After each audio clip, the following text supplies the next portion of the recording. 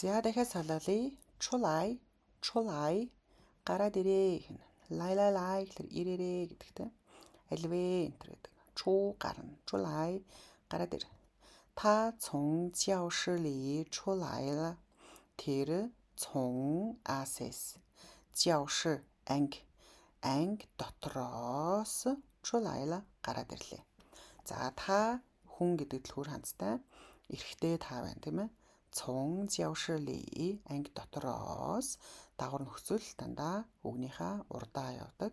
Чулайла гараад ирсэн. Гараад ирлээ. Таян цун юнли чулайла гэнэ.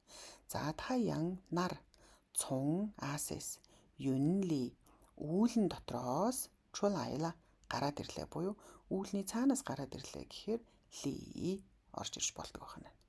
Таян цун юнли чулайла. Таян цун юнли чулайла. Дараагийн жишээ.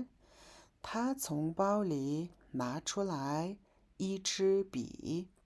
Тэр эрэхтэй цун асэс баоли цүнхэн дотроос на чулай.